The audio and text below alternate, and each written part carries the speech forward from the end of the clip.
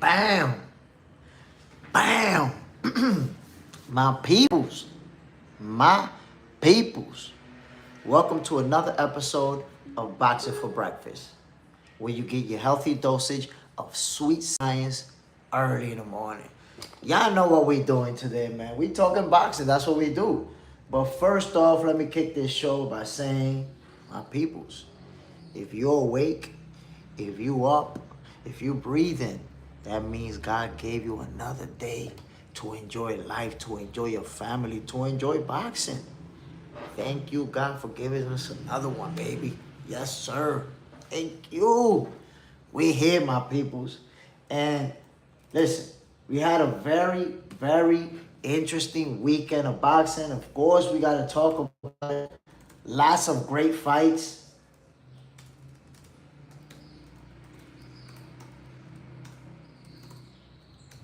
Lots of great action. And Ryan Garcia finally becomes a world champion. Let me give a shout out. Tuning in the building, my boy Sai. Nice and early in the house. Ryan Garcia becomes a world champion. Against the haters, against the odds, against the people who say he wasn't nobody, he was never gonna beat nobody. World champion. And it's gonna be very interesting to see how things play out. Because now that Ryan Garcia is a world champion, what's next for him? There's gonna be a lot of options. A lot of options. But before getting to that, we got to talk about the fight itself. Because going into this one, there's a lot of people who said Ryan Garcia was not going to be able to handle Mario Barrios, that Barrios was too skilled for him, too good for him. You know, we heard it all. Ryan Garcia wasn't focused. He wasn't going to be able to handle what Barrios bring to the table. Oh, boy. He only got a left hook. Remember how he only got the left hook? Well, it was the right hand that he used to put Barrios on his behind. That right hand, my peoples. Whoa. Right to the wake piece of Mario Barrios. Sent him to the canvas. Not what people expected, huh? Supposedly Mario Barrios was going to do his thing. He was going to neutralize Ryan Garcia's left hook and just do him in. Wow. Sorry, he going to get cooked by Shakur, though. But will the title be on the line? I mean, if him and Shakur fight, the title will be on the line. If it's got at a catch weight, the title will be on the line. But let's see. Let's see if now Devin Haney tries to get this fight, because he said he wasn't going to fight Ryan and the ship sailed. But maybe he expected Ryan to lose this fight. Now that Ryan is a champion in the welterweight division, we might see Devin Haney, start to be interested in making this rematch, which of course would be very much anticipated. But Mario Barrios took a beating and pretty much got dominated like he hadn't been before. He lost before, and even though Tank Davis stopped him in the last round, but he was actually more competitive against Tank Davis, where he won some rounds, than he was against Ryan Garcia. Ryan Garcia absolutely dominated Mario Barrios, made him look easy. And then what did he do right after? Boom! Call out Shakur Stevenson. Express his interest in that fight. And you guys got to remember, man, just last year, nobody wanted to fight Shakur. Nobody was interested in that fight. Everybody was talking about, like, Shakur's boring and they don't want to see that fight. They don't want to see him fight nobody. Now, Shakur beats Teofimo Lopez. His stocks is up. And now people interested in fighting Shakur. They want that payday. Payday. Danny on the ground. Mario went out like Luigi. Listen, he got completely dominated by Ryan Garcia. There was never really a moment during that fight where it even looked like Mario Barrios could win it. There never was a point in that fight where you say, oh shit, Mario's doing it. He might get him. Nah. And one thing that I said, you know, you guys know I made my prediction on Saturday morning. And one thing I said was that Ryan Garcia's speed was going to be a big factor in this fight. And it was. He was just too fast for Mario Barrios, who got to a point where he was hesitant. You know, first of all, obviously he got hurt in that first round, but he kept getting caught with that right hand up top in the dome piece. And it got to a point where Mario Barrios was seemed like he was just looking to survive, seemed like he was just trying to make it through as opposed to actually trying to win it. You saw him start being more defensive, start trying to focus on not getting hit, not letting his own hands go. That's what happens when you get caught with some good shots. Side, I'm not a fan of catchweight. There's going to be an excuse ready for Ryan. Going to give haters ammo. Take Shakur's credit. I called it from the announcement. Ryan was destined to win the WBC belt. Mario may as well have just gave it to him. He came in to lay down. Look, man, Mario Barrios, he's a legitimate world champion. I got respect for him and the people that he's fought. Barrios shown us that he's willing to fight anybody. Ryan was just a better fighter on Saturday. You could see it. You could see the difference in speed. You could see the difference in mechanics. Who felt more comfortable in that big stage, and it was Ryan Garcia. He took over and walked out of there with the W. And I got to tell you, a lot of people who do nothing but discredit Ryan Garcia, they feelings are hurt. They feelings are hurt. You're going to see, look, I'll put it to you like this. What happened when Terrence Crawford beat Errol Spence? Errol Spence was done. He was finished. He not the same anymore. What happened when Crawford beat Canelo? Oh, Canelo's not the same anymore. He's finished. What happened when Teofimo beat Shakur? Oh, Shakur's not really the same no more. That's it. Now Barrios is going to... You know that a fighter did good when people go into discrediting the opponent. That's how you know. Every time a fighter does something good and beats somebody and accomplish something, here comes the crowd that's going to discredit. Look, Lewis Miller, Barrios C-level fighter. There you have it. You thought Barrio was going to win. So Barrio lost. Now he's a C-level fighter. He a bum, a C-level fighter. But since when do C-level fighters become world champions? When? Or since when do C-level fighters go 12 rounds with Tank Davis? A C-level fighter goes 12 rounds with Tank and wins rounds against them? I don't know. I don't know. Lewis Miller, that's your opinion, and that's okay. But I tell you what, Lewis Miller, I guarantee you, 100% without a shred of doubt, you never boxed a day in your life. You never competed a day in your life. You watch boxing on TV. And look, I don't know you. We've never engaged on other social media platforms. I don't know how you look. I don't know where you live. I don't know nothing about you. But I know that you never boxed based on your never boxed type of opinion. See, that's a I in my life opinion that you put together. And it tells me right there. Sai, good morning. The hydro grind. Ooh, the hydro grind is in the building. Salute. Bam. Listen. We're gonna hear about people discrediting Barrios just the same way they discredited Teofimo when Shakur beat him, just the same way they discredited Canelo when Bud beat him. That's the go-to when somebody gets a big win for themselves. If you don't like them, it's time to discredit the opponent. We already know that technique. Cool boy Panda, salute, bam. But ultimately, whether people like it or not, Ryan Garcia is a world champion. Cass, salute family, bam. Not only is Ryan Garcia a world champion, we may see him next with Shakur Stevenson, which I'd love to see that fight. Is it going to happen? We don't know yet. Ryan Garcia is going to have options. Shakur has options. Devin has options. All three of them, their stock is up. Devin is coming off of a big win. Shakur's off of a big win. Ryan is also coming off of a big win. Right? The options are going to be endless for all three of them. Jason, Ryan Garcia versus Shakur Stevenson will be a mega millions fight. Ryan Garcia is a superstar with millions of fans around the world. Of course. That's a big, big fight. Huge fight. And I'm all for it. I want to see it happen.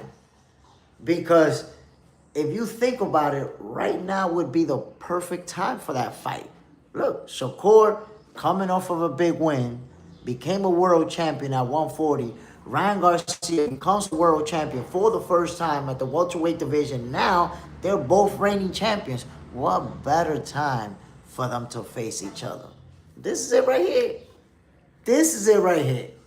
The Hydro guy, Barrios, is saying he was sick with the flu. I don't believe that. I saw him very healthy. He just had no answers for Ryan. Ryan was the better fighter. That's just the reality. Lewis Miller, you stole my favorite platform performer. I don't know what platform performer, I don't know what that means, bro, but I appreciate it. Cool Boy Panda, is Ryan happy with the new Nintendo Switch? If you're talking about my Ryan, he loves his Nintendo Switch. He got the Nintendo Switch too. He love it. Going crazy with Mario Kart. Urban Mac, like button smash. Salute, my brother.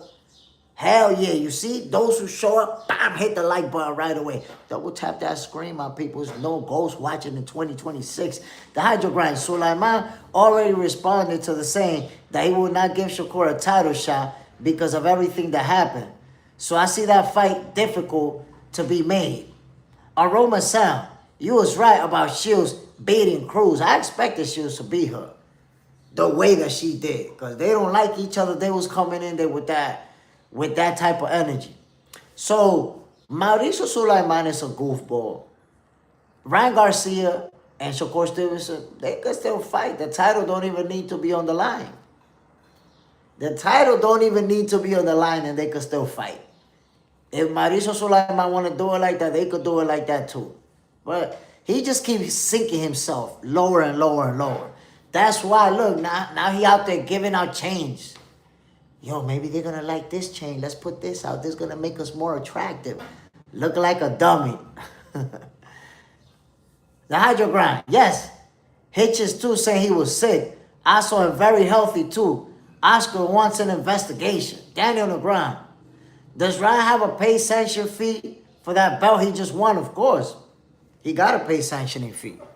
But, you know, he playing cool with Sulaiman and the WBC, so I'm pretty sure he's going to pay it no problem. And remember, this is Ryan Garcia's first title, first belt. So you want to keep it, right? You don't want to get stripped. You're going to pay that sanctioning fee. But once you won a bunch of titles, a bunch of divisions, all of that, you're like, man, F your belt. I'm good. Everybody know I'm the guy. I'm the champion. No matter what they say. Sorry, I think they got to rebook Hitchens Duarte ASAP. To me, that's the way to go. Reschedule that fight and make it happen. Now, the idea, I know Oscar floated that idea around of, Hitchens, he was good, and now all of a sudden I need an investigation.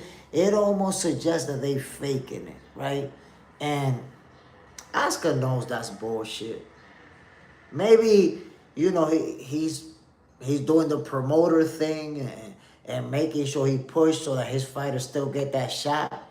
I understand if he's doing that, but Oscar knows the deal. Listen, ain't no world champion doing a world championship caliber training camp preparation to then just say, nah, I'm not going to fight.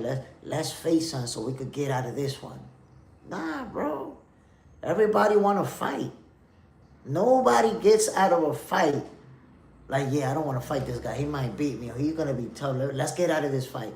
That's not real life. That doesn't happen in real life. So even suggesting that from De La Hoya is crazy. But like I said, he's a promoter. He's trying to make sure that his guy get that title shot. So he's going to say whatever he got to say. Guys, facts. Shakur Ryan don't need the WBC. That's still a huge fight. Yo, Without the WBC title on the line, that fight is just as big. Just as big. It don't take Mauricio the goofball Sulaiman don't take away from that fight if he don't want his bullshit ass belt to be on the line. Cool Boy Panda, is boxing your favorite sport? I mean, try to take a guess. I run a channel named Box Center, and I only talk about boxing. Take a guess. Side, Oscar didn't say anything about Kid Austin pulling out of the Shakur fight. He didn't ask for an investigation on that one, and that one was fishy. That one was suspect. But he didn't ask for nothing on that one. But again, it's like I told you, man. Nobody does a whole training camp to the same day of the fight pull out. It's just not real life.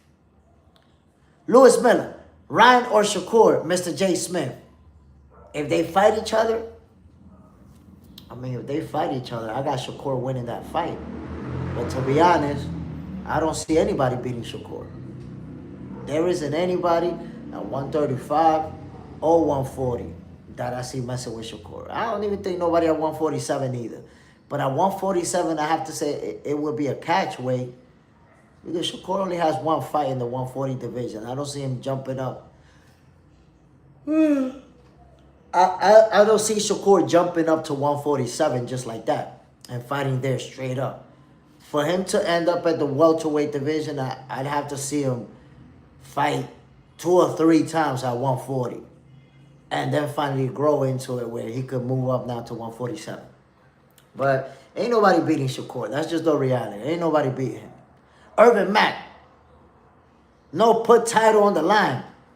I mean, I'm saying if they fight Ryan Garcia and Shakur Stevenson at that catch weight of 144, the title normally would be on the line. But if Mauricio Sulaiman want to be goofy and say, nah, we don't want Shakur fighting for this title, then guess what? They could still fight each other, and the fight is just as big.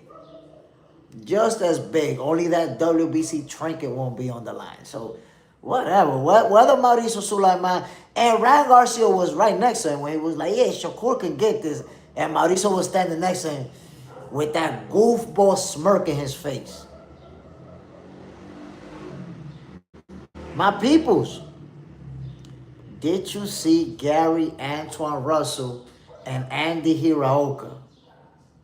I told y'all, man. I told y'all this was going to be a good fight. Wow. What a showdown. I said it, man. You have somebody go in and you don't know him. You think he's not going to be that good. I said this guy was going to be nice. Irvin Mack, 144 is not a title fight. Yes, it is, brother. If it's at a catch weight. In case you didn't know, Floyd Mayweather got his 154 title at a catch weight. He didn't actually fight at 154. The same thing with Manny Pacquiao. He got his 154 title at a catch weight. They fought that thing like at 152 or something like that. So if you're a champion and you fight at a catch weight, the title's still on the line, brother. Of course it is.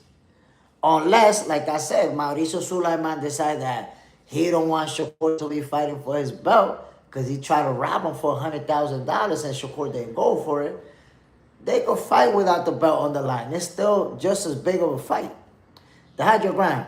Rumors of Mayweather versus Garcia started now too. Who is going to be Rolly, Haney, Shakur, or Mayweather? I mean, Ryan Garcia has a lot of options. A lot of people want to get in the ring with him just because he's that big of a star. He represents, a big stage, a big payday for anybody who fights him. But now that he's a world champion, his stocks skyrocketed. Way up there. So he's going to have options. Who is he going to choose? I don't know. I hope it's Shakur. If it's not Shakur, Devin, because that rematch is very much anticipated. I think there's a possibility Devin changed his mind. Because you know that recently he said the ship sailed on that fight. We're not fighting Ryan anymore. But now he might change his mind and be like, damn, this is a lot of money. It's a big fight. It's anticipated. Let's get it. The Hydrogram. That one was a hell of a fight. I had it a draw. And wouldn't be mad if they give it to Hiraoka. Either way, super fight. And keep this in mind going forward for future fights. All these years, I've been watching boxing for over 30 years.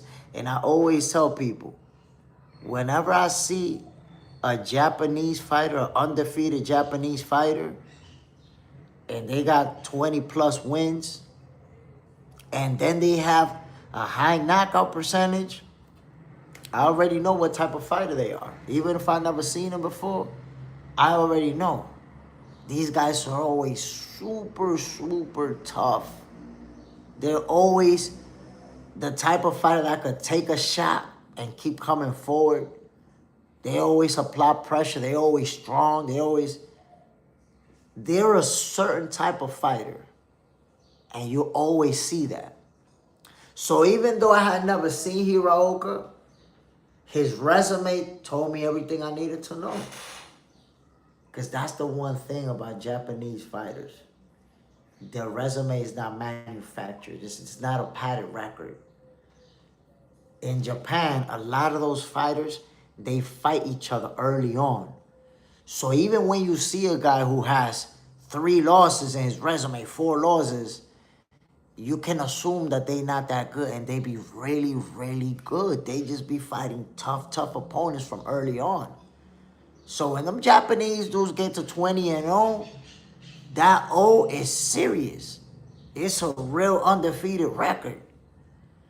So I said it even without watching this guy fight. I was like, yo, Hiraoka is going to give Gary Antoine Russell hell. He's going to be a tough opponent to beat. And that's exactly how it was. This guy kept coming forward, kept letting the hands go, ate everything. Everything Russell dished out, he ate it and kept applying pressure.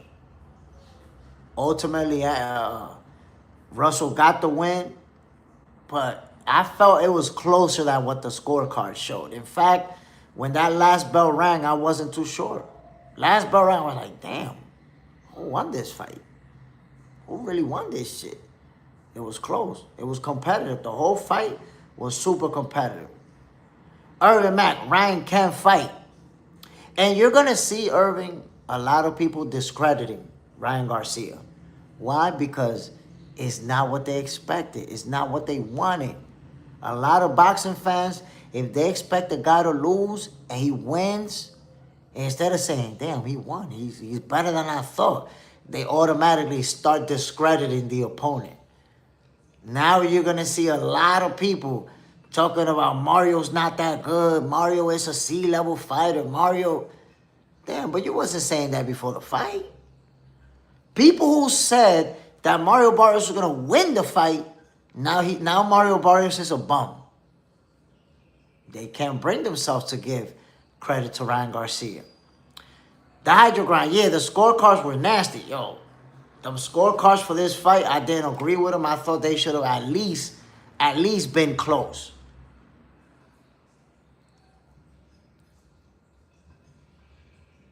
The bow math. Hiraoka was unexpected competition. He'll go ahead and beat the best of them. He's a real good fighter. He's one of those who shows up, and if you're not at your very best, you're going to get beat, even knocked out. Brascarol, Ryan looked sharp. That jab was crazy on point. The movement, the right hand, kept catching him with that right hand to the body and the right hand to the dome piece. And then he mixed it up nice. You know what I like about that right hand from Ryan Garcia? And I know you guys noticed it. I know you guys saw this. Sometimes Ryan would shoot the jab, right? And the right hand right down the middle. Boom! He dropped him with a right hand that caught him in the forehead. That's what he dropped him with. But then he also kept catching him. Jab, jab, jab. Boom! The right hand looping. A short loop that will go right around the guard of Barrios and catch him in the head right there. He kept catching him with that too. Boom! Then look how he set it up lovely. He catch him with that boom a couple of times, and then you will see Mario Barrios when they close the gap trying to block himself better, and then Ryan will go to the body with that same right hand. Boom! Catch him flush right there. So the way that Ryan Garcia was mixing it up, it was very hard to play defense against him because he would jab, jab, jab, boom, catch you with the right hand top. Catch you with the little check hook trying to come in on him. And then after he caught you with a couple of straight right hands, he would also hit you with the looping joint. Boom to the dome piece. Boom to the body. So it's like Mario Barrios just didn't know what to block. What punch was coming his direction. The guy that's supposed to be super unpredictable was anything but. There was nothing predictable about what Ryan Garcia was doing. Nothing, my peoples. So now, you're going to see two sets of fans. You're going to see the fans who say, yo, Ryan Garcia, he did it. He became a world champion. He beat a legit world champion. And let's see what's next. And you're also going to see the people who can't bring themselves to give him credit. Those are the ones that are going to be like, yeah, but Barrios is a bum. Barrios is a C-level fighter. Barrios is really not that good. Wait a minute. The same Barrios who went 12 rounds with Tank Davis, who it took Tank Davis till the last round to stop him. So a C-level fighter go 12 rounds with Tank Davis? I don't know. That doesn't really add up. I think for you to go that far with Tank, you got to be really, really good. But are we going to get this fight? Are we going to get Ryan Garcia versus Shakur Stevenson? It's a possibility. And by the way, I said it before the fight. I said, Ryan Garcia is going to beat Mario Barrios and potentially enter negotiations with Shakur Stevenson shortly after. Of course, he's going to take his little break. Got a big win. He got to celebrate this. But you got Shakur Stevenson right there, who Ryan offered to fight him at 154, at 144, and Shakur was like, hell yeah, let's do it. We could do that at 144. They're already going back and forth. And I love the fact that they've been doing it for weeks already, going back and forth on social media. So they're already marinating this fight before even Ryan became a world champion. Now he's a champion, and they still both showed interest.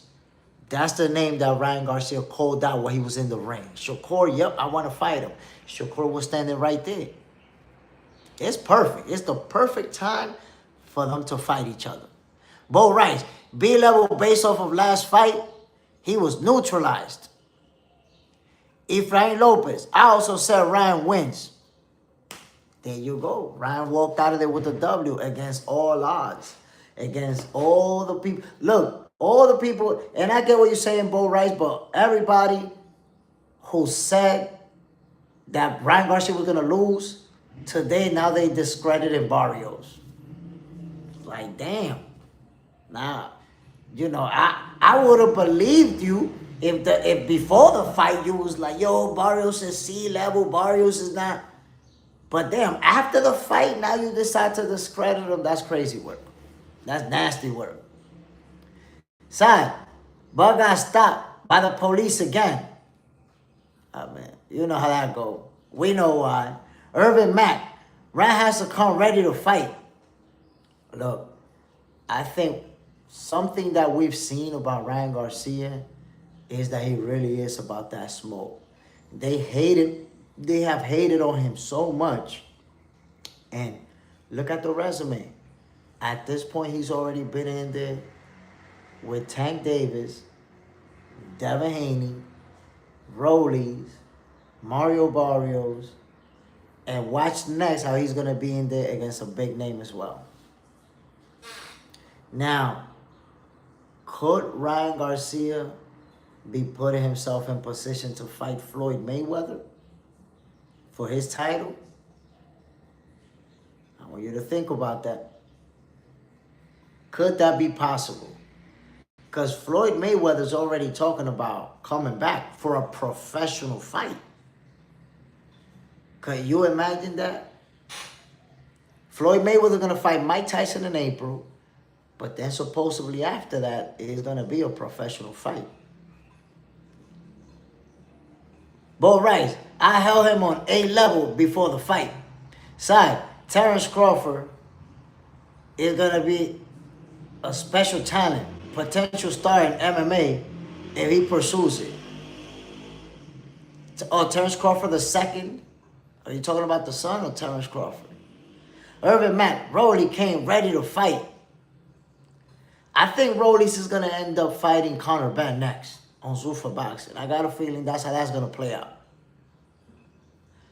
The Bowman, Ryan will suffer the same fate as Tio. They look good until they get in there with guys like Core and Devin. I'm going to be honest, man. I see that fight going in Shakur's favor, but I think it could be, Ryan could make it more interesting than Teofimo Lopez. I see Shakur winning, but I say Ryan does some things that will allow him to maybe win some rounds and have some moments against Shakur before ultimately taking the L, though.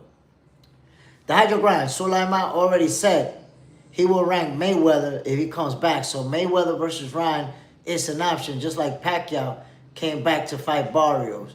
So the thing is that I wonder if Mayweather wants to get in there with a young gun. Because Father Time is undefeated. So does Mayweather want to fight somebody like Ryan Garcia? No matter how much people discredit him, Ryan is young. He's in his prime. He's in the peak of his strength, in the peak of his speed, and the peak of his physical abilities. So does Floyd Mayweather at 48, 49 years old want to fight somebody like that? I don't know. I know a lot of people going to say, oh yeah, Floyd Mayweather cooks him. Floyd Mayweather cooks him. That's because they don't understand how Father Time works. Maybe he doesn't cook Ryan. Maybe Ryan cooks him. And I'm not saying Ryan Garcia could have beat Floyd Mayweather while Floyd was in his prime. Hell no. But today, if they fight each other, man, I think my money will be on Ryan, to be honest. Today. Father Time is undefeated, my peoples. Bo Rice, Conor gonna whoop somebody.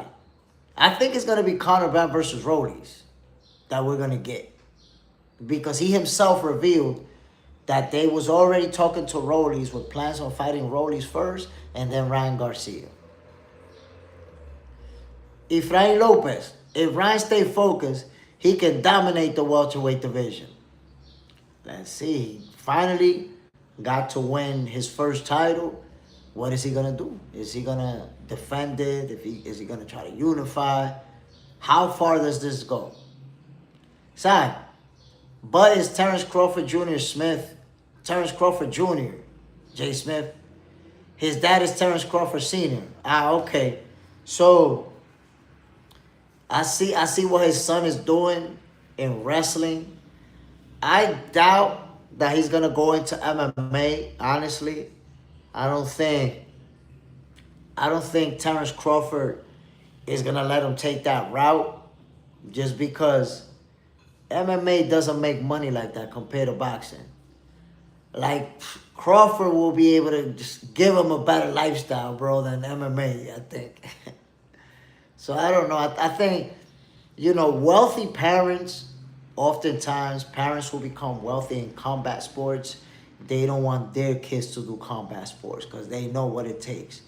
They know what it does to your body. So if Crawford is going to, he's going to support his son no matter what he does. But I think if he's going to motivate him to get into something, it's not going to be MMA because of the money that they don't make in MMA. It's still a combat sport. So if I got my son and he's going to do a combat sport, I'm going to bring him on to boxing if I feel like he's going to have that talent because he could make millions of dollars. In MMA, you could get pummeled, you could get hurt the same way, and you're not making shit. Irvin Mack, that's a good fight. Conor versus Rollies. That's a real good fight. Two guys who both got power, who both like to trade leather. Rollies Rollies developed that jab more. And it's using a lot more movement, which we saw that against Ryan Garcia. So I think Rollies will fight Conor Benn, you know, in a style that could give him problems, in a way that could give him problems. Sorry, Buzz said he ain't gonna let them box, but his son has the potential to dominate MMA. But you're right, they get paid peanuts. That's what I'm telling you. Bud knows they making peanuts over there. So he's not gonna have his son go to MMA to fight for chump change. That's not gonna happen. As far as the boxing thing, that I get that he may not want his sons to box. And if you think about it, that's been the case oftentimes where parents don't want their kids to box. Sometimes they do anyway, but I don't know, man. I don't know. I don't think Crawford, he's made so much money. He's so successful that I don't know that he's going to want his kid to do MMA or boxing. Bo Rice, I got Conor winning. Conor versus Rollies is a good fight, man. It's a real good fight. I'm not even ready to make a prediction there. It's not locked in yet. That's a good fight. Urban Mac, wrestling my first love. Terrence Crawford was a wrestler too, man. Terrence Crawford got that base off of wrestling. Side. It's the same with Mike Tyson. Ephraim, I see MMA champions fight. He got 80,000. And look, 80,000 is not bad. The thing is that we're so used to talking about hundreds of thousands of dollars and millions that 80,000 feel like chump change. But compared to star boxers, that is chump change. Sorry, Conor Benn looking stupid as hell. Saying Barrios gonna stop Ryan. Damn, bro. Conor Benn not only looks stupid as hell, he looked goofy as hell at the fight, bro. They kept showing him like he was, you know, he was sitting not in the front row, but like maybe 2-3 rows behind. And you kept seeing his face watching the fight like he was almost upset that it was happening the way that it was. He wasn't enjoying the fight. He was thinking about the money he lost. He placed a bet and posted the ticket. I placed a bet. Barrios gonna beat him up. Damn, bro. How much money did you lose again? Remind us. Right now, Conor Benn has another reason to dislike Ryan Garcia. You placed a bet on him and lost. Lost your money. Come on, man. My peoples, did you see Frank the Ghost Martin versus Albright? That was a tough fight for Frank the Ghost Martin, fellas. Whoa. They went the distance. It was a draw. And I can tell you right now, when that last bell rang, I didn't know. I didn't know who won that fight, my people. They really was going at it. Frank started off early, letting the hands fly. But then Albright started putting hands on the Ghost. All types of hands. Sorry, Frank got his head punched in. Smooth will. Barrios is so subpar, can't beat any top fighter if he the weakest champion in the sport. Ryan Garcia is a world champion. He beat a world champion in Mario Barrios. That's it. You know, as much as you want to discredit Mario Barrios, world champion. World champion, family. And Ryan beat him. And that's the thing. People are saying that now after Ryan beat him. Where's all the people who said he was going to beat Ryan? You guys went from he's going to beat Ryan. Ryan can't beat him. To yeah, he ain't all that. He's no good. Like, damn, yo. Like, I would have believed you if you were saying that the day before the fight. But after Ryan beat him, now you say that? Come on, bro. Bo Rice, hell yeah. That was a great fight. Frank don't recover well. That was a real good fight, real competitive fight. When, like I said, man, when that last bell rang, I wasn't too sure who was going to get that W. I'm like, oh, shit, man, did the Ghost take another L? But then I was like, this could be a draw. This could be a draw. Real close fight. Sai, do you think Ryan beats Conor Benn? I think it's a competitive fight. I'm not sure. You know, if they sign to fight each other, I'll make a prediction. But right now, I think it's a real good competitive fight. Sai, people got to stop sleeping on Albright. I slept on him big time. I was like, Frank Martin's going to knock him out because he has a low knockout percentage. Frank Martin's coming off of a devastating knockout. Like, yeah, he a victim. I slept on him. The hydro ground, he just kept going and going. I feel the ref protected Martin at the end. Listen, there was a point where Frank Martin was hurt. He was hurt. Efrain Lopez, I think Martin got a gift. You think he got gifted that draw? I didn't know what was going to happen, man. Honestly, I thought a draw was a possibility.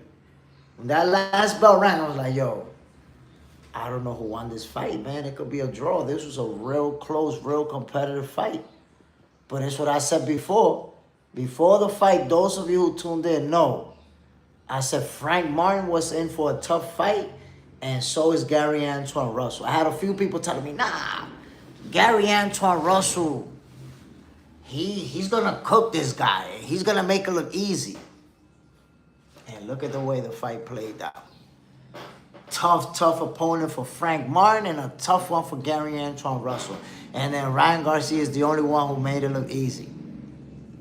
Dr. Grind, yo, I was thinking about Munguia this weekend. What the hell happened to him? Disappeared. I mean, Munguia, you know that he popped dirty and then he unpopped dirty and then we haven't heard from him. I don't know what's next. Bo Rice, those two fights made the night. But then you have to, all three of them, because you look at those two fights, how competitive they was, and then you look at the main event where so many people said Ryan Garcia was going to get cooked.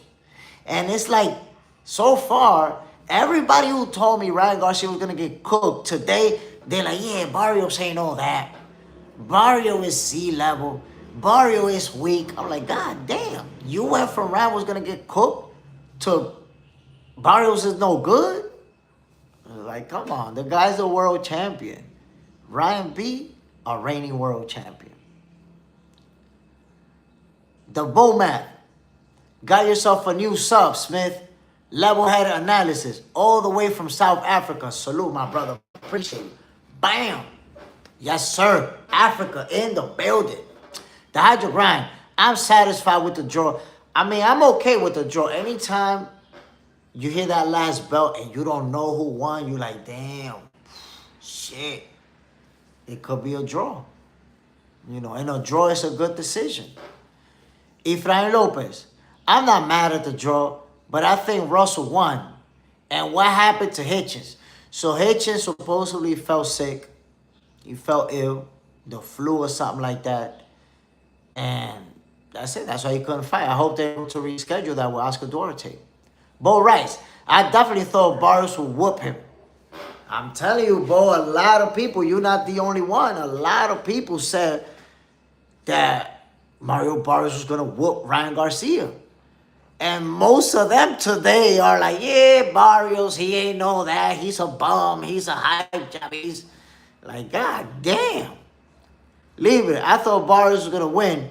However, Ryan was just the better man. Libre, salute, brother. I wish boxing fans would just approach it that way. Libra, that's the right way to put it. You thought this guy was going to win, but this guy was simply better. Hey.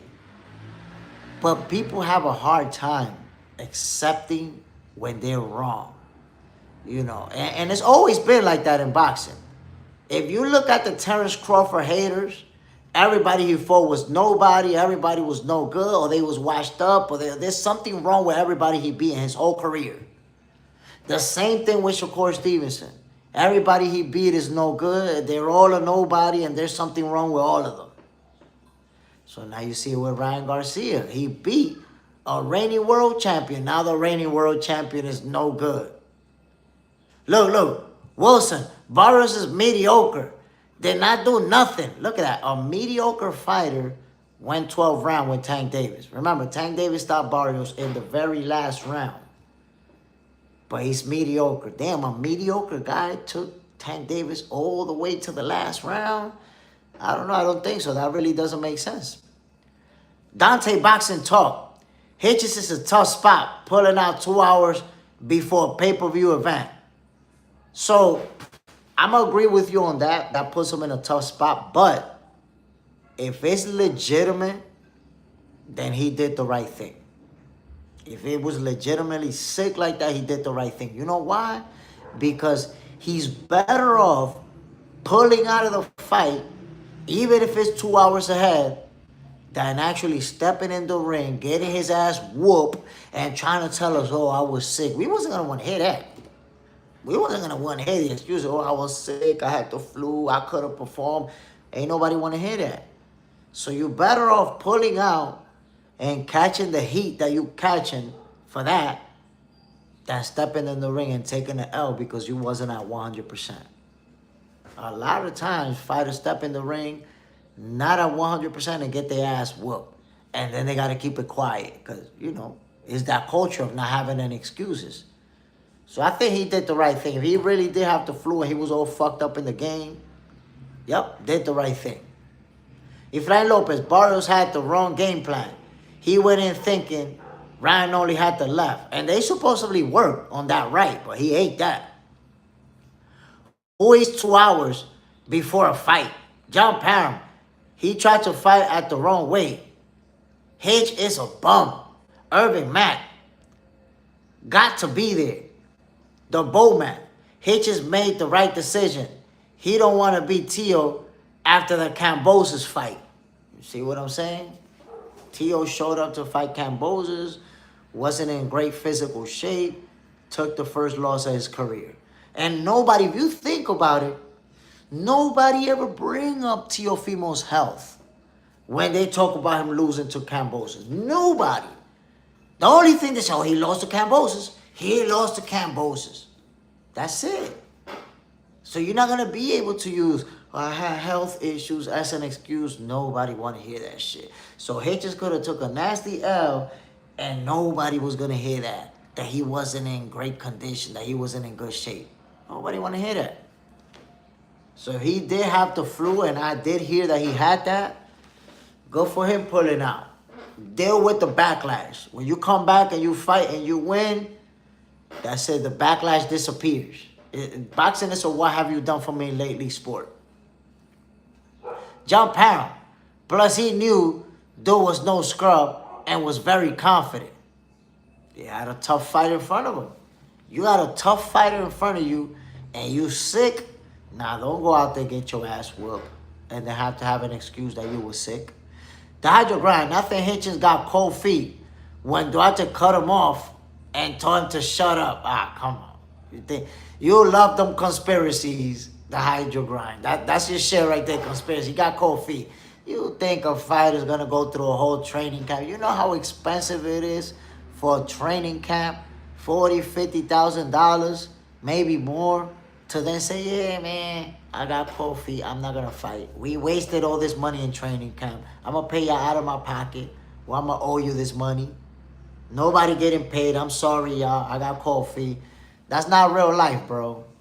That's not real life, the hydro grind. That doesn't happen in real life. Somebody getting cold feet. A world champion getting cold feet right before the fight. It sounds nice. I guess it makes it more dramatic. It makes it more interesting. That doesn't happen in real life, bro. No. Muhammad Ali, go. Irvin Mack, salute, John. The Dragon, salute. Salute, family. Bam.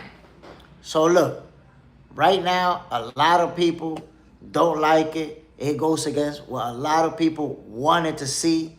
But the truth is, Ryan Garcia is a world champion. That is a fact. That's not something that is up for debate. That's not something that we got to argue about. That is a fact. You could discredit his opponent. You could discredit the way that he went about it. But he's a world champion. He's the guy. He's one of the guys in the welterweight division right now. Bo Rice. At the end of the day, we're human. Something in our system can mess up anytime. That's a fact. And it happens. It happens. Fighters either pull out of fights because something with their health, and then fighters also go into their fight having some health issues, get their ass kicked, and stay quiet about it. The Dragon predictions, Shakur versus Garcia. I got Shakur winning that fight. Nobody beat Shakur Stevenson. That's just the reality. Nobody beat Shakur. The Hydrogrind, Barrios is saying he had the flu too, but still showed up. Urban Mac, Hitchens is a top-tier fighter as well. I mean, come on now. A top-tier fighter as well.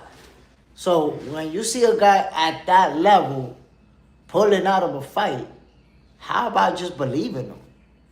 How about just saying, yeah, he pulled out because he had to. He had to pull out. That's just the reality. But ultimately, I think the best case scenario is that we get that fight rescheduled. Okay, they could have, because remember when Floyd Scorfield got ill and he didn't fight Shakur, they didn't pursue the fight after that. You didn't see Floyd Scorfield trying to fight Shakur. So it's like they got up from under the bus and saved themselves. To my understanding, Oscar Duarte still want to fight. And I think Richardson Hitchens still want to fight him.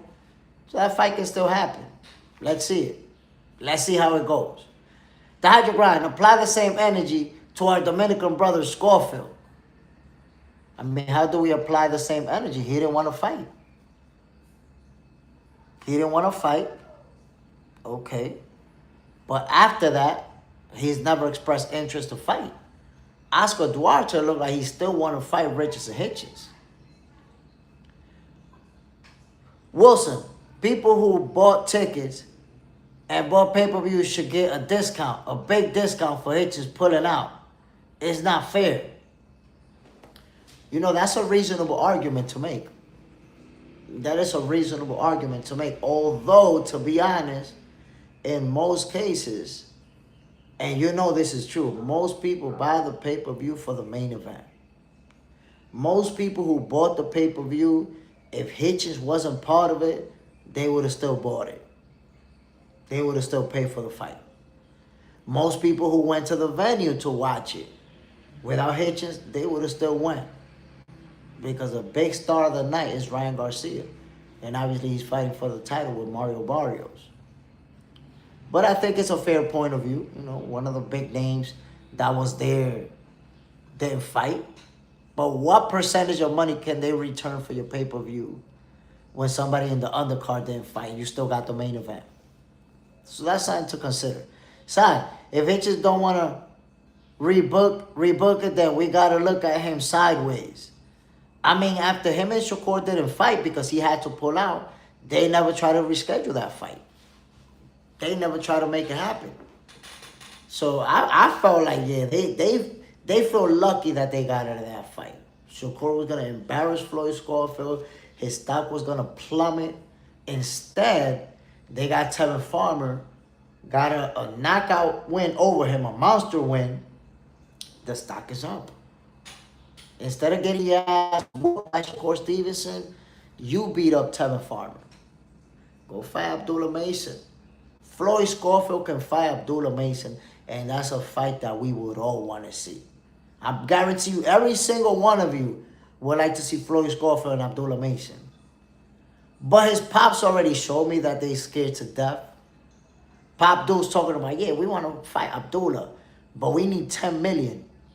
Bro, you know they're not going to give you no $10 million to fight Abdullah.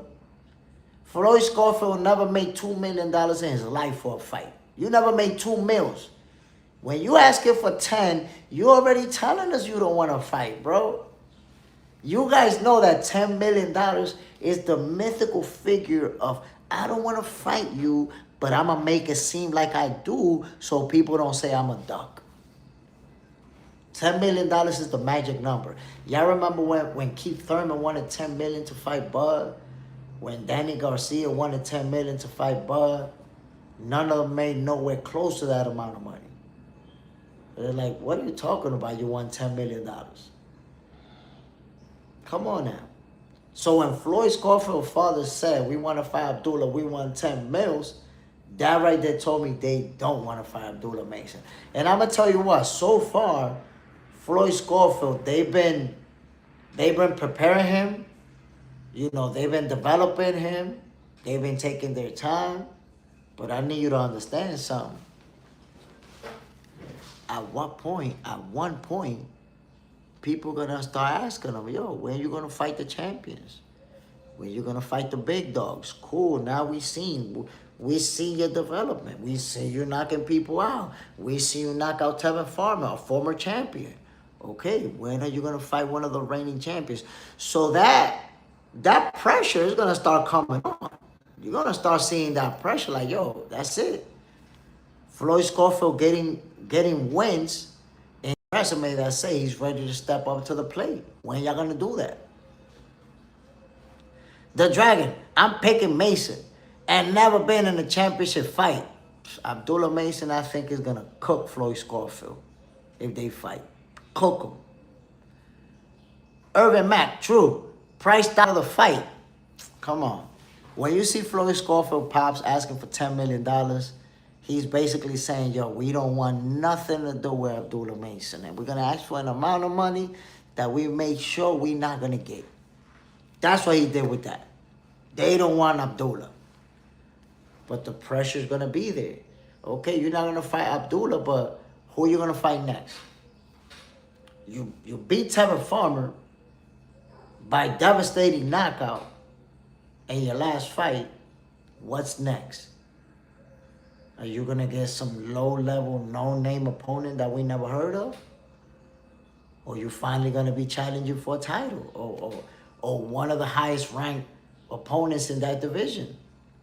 John Parham. So Oscar starting training again. Do we get Floyd and Oscar fight late this year? Honestly, I don't think Oscar De La Hoya will ever fight as a professional again. I don't think so. I see him shadowing, and he always look. I mean, we're talking about Oscar De La Hoya is a GOAT. People forget that shit. He a GOAT. So whenever you see him throwing hands, you're looking at a GOAT. He's gonna look sharp. He's gonna look good. But I don't think Oscar is ever gonna fight again as a professional. I really don't. The Dragon. They have to fight eventually. I mean, they have to fight eventually, but if Floyd Scorfield don't want to fight him, we're not going to get it. Bo Rice, tell me it was crazy. You kidnapped Chelsea Clinton? I mean, I'm trying to tell you, bro, $10 million. Listen, if you never made $2 million for a fight, and you asking for $10 million, I'm going to put it to you like this. It's this simple. Most of us, if not all of us, got a job, right? Where we work at. Imagine you making $100,000 a year. Just to put a round number out there. If you're making $100,000 a year, what do you think is gonna happen if you show up to work and you tell them, yo, I need a raise. I want you to start paying me $500,000 a year. From $100,000, you want $500,000. What you think is gonna happen, bro? You're going to get your ass escorted out the building by security. You're getting fired that day. Or they might send you to get drug tested to see what's going on with you. They're going to like, yo, you make $100,000 a year. How do you asking for a raise of $500,000 a year? You on drugs. We got to have you checked out. Or security, come get this dude out of here, B. What is he on? It's the same thing. We can't ask for no $500,000 a year. So how you asking for $10 million for a fight when you never made two? You look just as goofy. It's not happening. And you know it's not happening. Irvin Mack, I think the old goats should make fights together. You see, I don't have a problem with Manny Pacquiao and Floyd Mayweather fighting each other. Because they're right around the same age. Nobody's going to get hurt. Nobody's going to knock nobody out in that fight. They're going to go the distance. They're going to land some good shots on each other. Somebody's going to walk out of there with a dub. I don't want to see none of them, though, fighting young fighters. I don't like that. I know Manny Pacquiao fought Mario Barrios, and it went the distance. Very competitive fight. But the idea of guys in their late 40s fighting guys in their 20s, I don't like it. They could get hurt. Libre, you think Canelo will ever fight David Benavidez? Nah. I don't see that happening. If Canelo didn't fight Benavidez when he was still in his own prime, I think now that he's at the tail end of his career, it's even less of an opportunity. Because now Benavidez is bigger than before, stronger than before, faster, better. Now you get knocked out brutally. Canelo would have fought David Benavidez 5 years ago. You know, he could have lost a point decision. Now he fight Benavidez, he getting knocked out. He going to sleep. So he's not going to get in the ring with somebody that's going to give him such a brutal beating. Benavidez is much bigger, much stronger than Canelo. He'll beat the shit out of him. John Parham, Al Booger. But she couldn't stop old girl, though. Damn, good scrap and performance from a 39-year-old. Irvin Mack, make fights. Fight each other. Thabo, salute family. Bam. Christopher, did you see Nahil Albright post-interview? I haven't seen it. But I'm going to check it out. And I slept on him. I slept on him big time. I was like, yeah, Frank Martin going to knock him out. Frank is going to knock him out. You know, I took into consideration the last fight where Frank Martin obviously ended it with a brutal knockout. I'm like, he's facing an opponent who doesn't have much power. Frank is going to capitalize, stop him. Albright showed out. It was a good fight, man. Good fight. Al Booger. Yeah, but that's women's boxing to me. Very few of the women fighters get KOs and TKOs. The thing about women's boxing is that 2 minutes, it's harder to knock somebody out in 2 minutes of action. You know, you get into it, by the time you hurt them, it's only a few seconds to go, the round is over. So in women's boxing, I know we've seen some 3-minute fights. 3-minute rounds. I know we've seen that. But in 2-minute rounds, it's going to be hard to see knockouts. For the most part, those fights go the distance. And I don't have a problem with it. You know, if the fight is exciting, it's exciting. Clarissa Shields and Cruz DeZern, that fight was exciting, man. They really went at it and let the hands fly. John Parham, Superman, why you always salute people not here? Love it, though. The Blue Baron. Canelo done. He's had a brilliant career, but he's done as a top fighter. I think he wants to win another title before retiring. I don't think he wants to leave empty-handed. Maybe he wins one more fight and retires afterwards.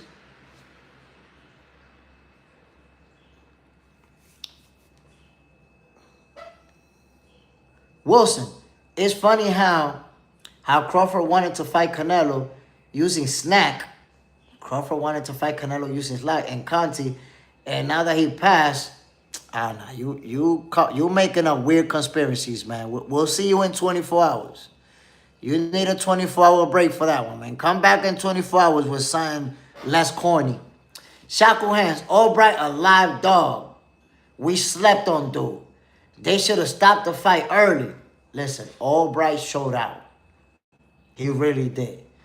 I definitely slept on him. I was like, yo, Frank Martin gonna knock him out. John Parham, respectfully, Canelo still got it, but time is running out.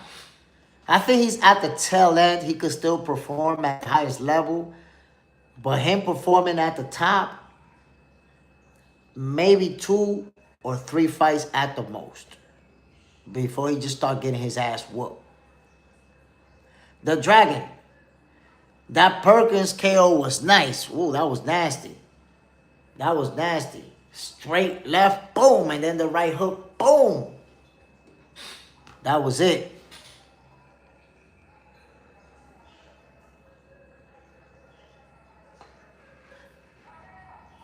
The Dragon. Who can Canelo fight? I think it's going to be, if I'm not mistaken, I think it's going to be Canelo versus Mbili for the vacant WBC strap. But right, Clarissa whoop her. She too aggressive. People don't understand, man. Clarissa Shields, she already at another level.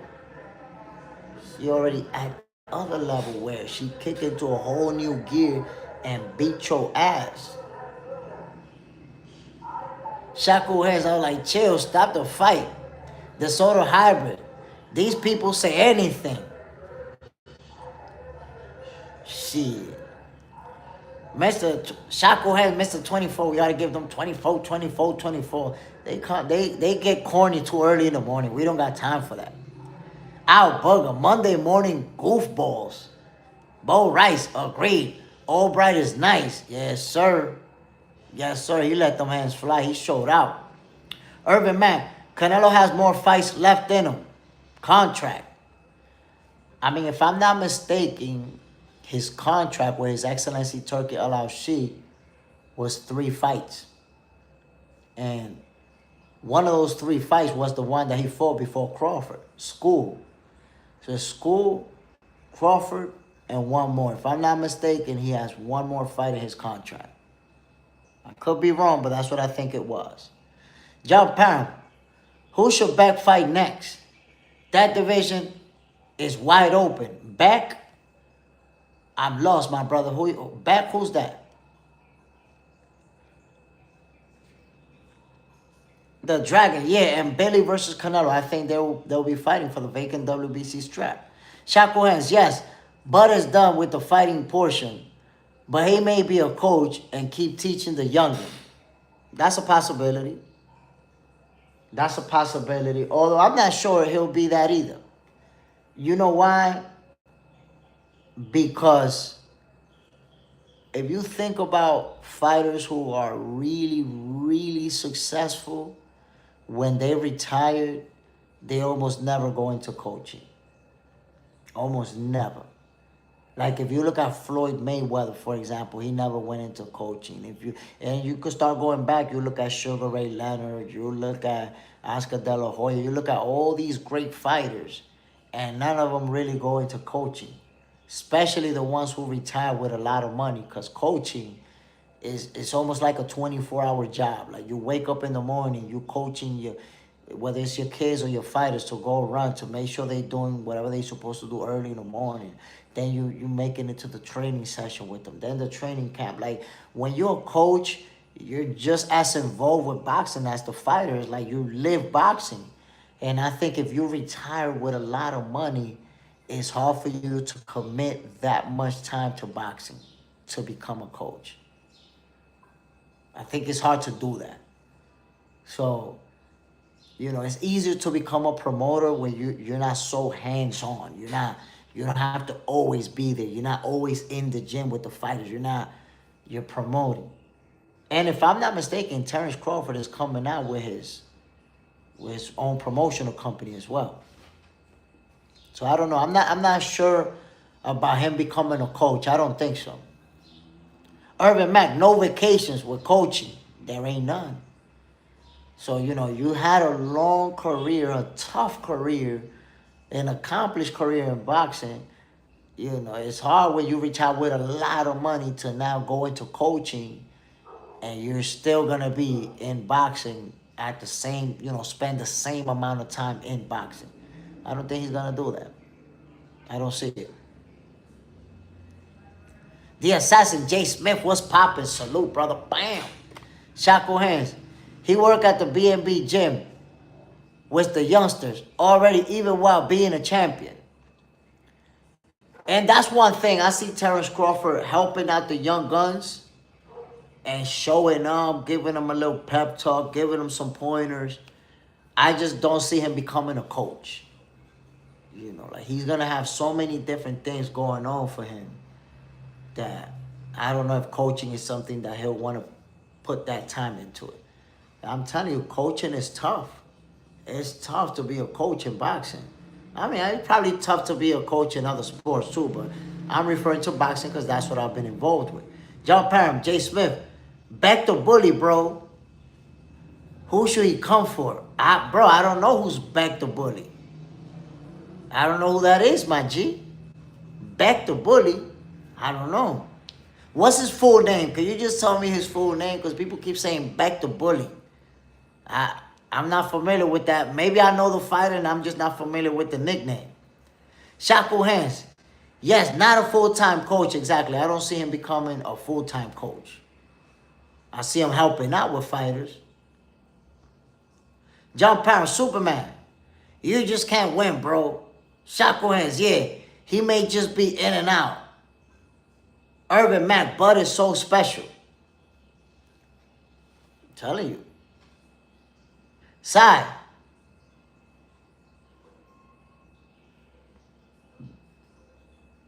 Bektamir Melikuliev. Golly. Shit.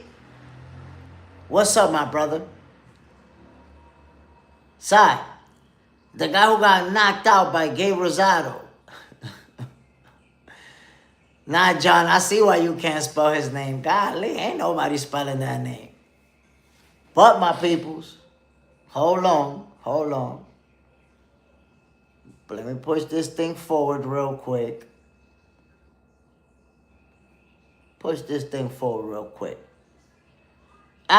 Floyd of returning.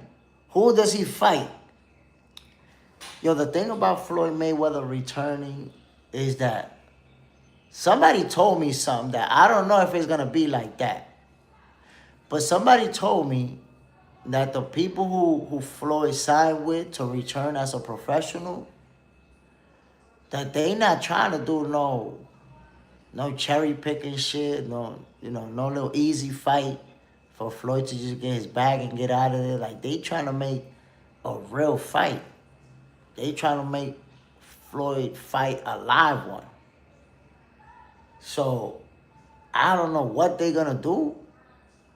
I don't know if they're going to try to have Floyd. That's why Ryan Garcia came up earlier. Ryan Garcia's a world champion in the welterweight division. They got Floyd coming back versus a world champion in Ryan Garcia. I think Floyd coming back will probably be at the welterweight division. That's what makes the most sense to me. So apparently he's going to do that exhibition with Mike Tyson at, whatever way it's an exhibition. And then he comes back for a professional fight. Who is he going to fight?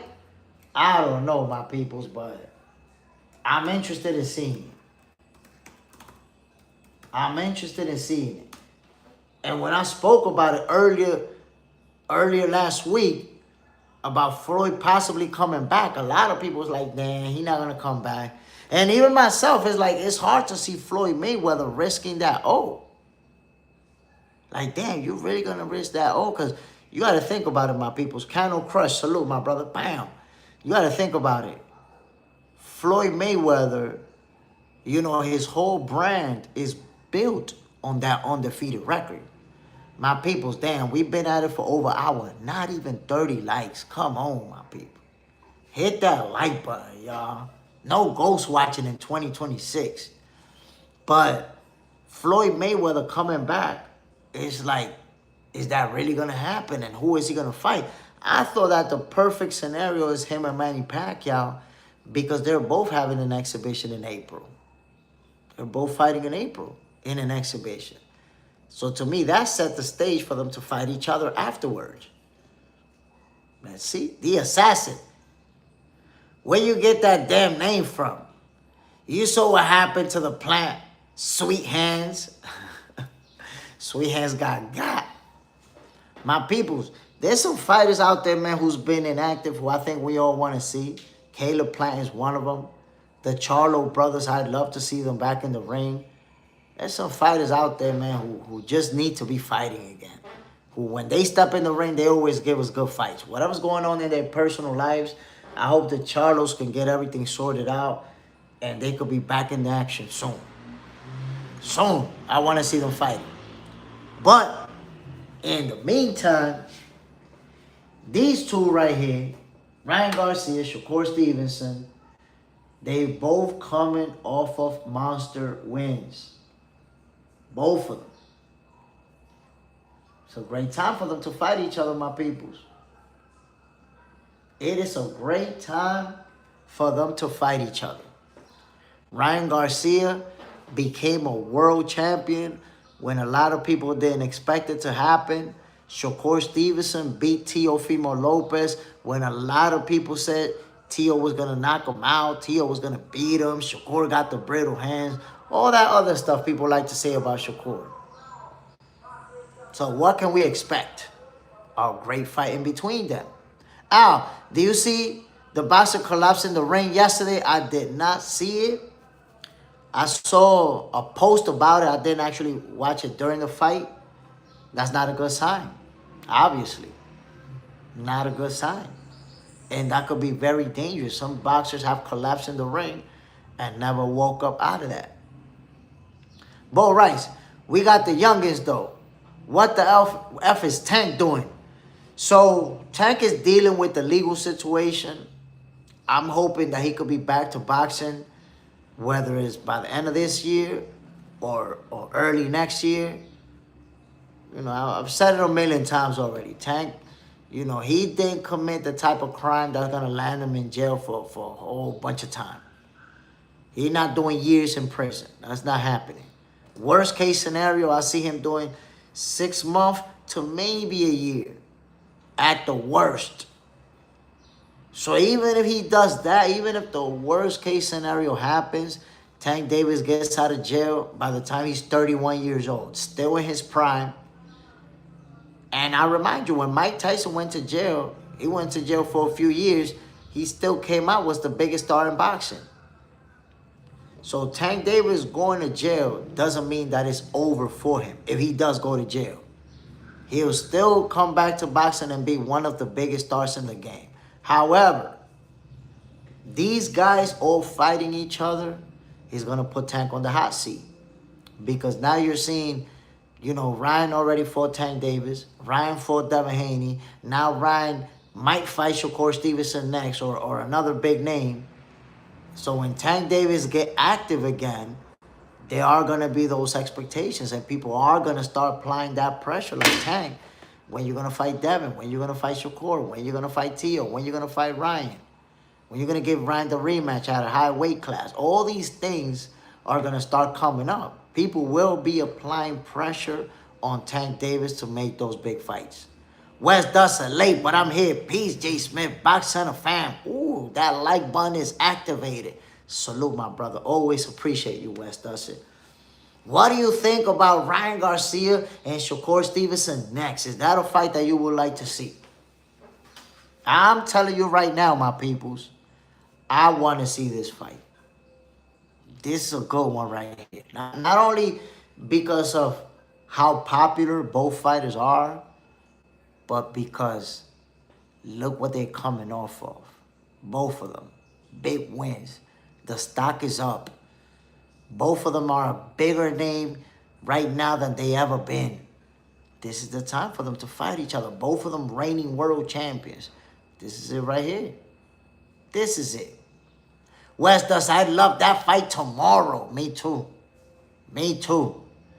John Parham, J. Smith. You got your laptop close to you? If so, look back up. And I think you'll recognize him. The assassin, I will look him up, but I can't.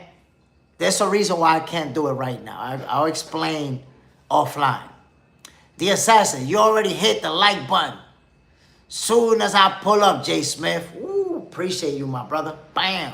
Some of you do that, man. Some of you support me like crazy, and when you show up to the live, bam, bam, like button activated without even hearing what we talking about. I appreciate you, my brother. The assassin, I think Ryan puts up a way better fight than Teo against Shakur. Ryan actually got popped. I agree with you. I think Ryan gives Shakur Stevenson a much better fight than Teofimo. Al, who you got, Shakur or Garcia? I got Shakur, bro. Nobody beat Shakur. Ryan could make it an interesting fight. Ain't beating him. Irvin Mack, it's loaded between 135 and 154 divisions. Loaded, bro. Loaded. John Parham, the assassin, definitely, bro. This is a fight right here that I think would be interesting just because styles make fights. Styles make fights. And you know why I think that Ryan makes it more interesting than Teofimo? because Ryan is not just going to try to come forward and get outboxed. Ryan knows how to stand there and wait for you to punch and counter punch you. You know, he knows how to react to what you're doing and let you go first. So, it's interesting. It's an interesting fight. Irvin Mack. You're that good, Jay Smith. Appreciate you, brother. Bam. John, Pacquiao or Garcia? I don't think that fight's going to happen. It's hard for me to make a prediction off of that fight, but if we go based off of their performance against Mario Barrios, Manny Pacquiao fought to a draw with Mario Barrios. Ryan Garcia beat him up. And age is a factor. I'm going to be honest with you. Age is a big factor. Manny Pacquiao is close to 50 years old. So I got Ryan Garcia beating him. If they fight, I see Ryan Garcia beating him.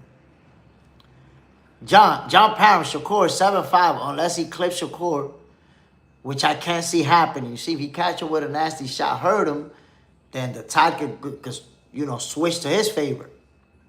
I wish Garcia, will we get the Rolly version or the Devin version? I mean, we already seen Ryan Garcia perform at the highest level in the welterweight division. I think this is the Ryan Garcia that we're going to see moving forward. The thing is, as soon as a fighter loses, people say they're not the same no more. They don't acknowledge that the other fighter was just better that night. Rollis was better than him that night. Simple as that. But Ryan Garcia showed us what he can do. And those of you who've been subscribed to the channel, I don't know if you guys know it, that I've been saying Ryan Garcia is going to become a world champion at some point or the next. And then I ended up predicting that he would win this fight. So I saw it happening. Sad. Ryan would beat Pacquiao right now. Too old. Yeah, I agree with you, man. Manny Pacquiao, 47 years old, I think. You're close to 50. You're not going to beat a young guy like Ryan Garcia, who's going to have a lot of height, reach advantage, will let the hands fly. Nah. The Assassin. Honestly, Ryan should fight Murataya and the winner fights Shakur. That's not going to happen, bro. Ryan Garcia is never going to fight at 140. Ever. You'll never see Ryan Garcia go down to 140. You got to understand. And the same thing applies to Devin Haney. Both of these fighters moved up to 147, gave us the best performance ever.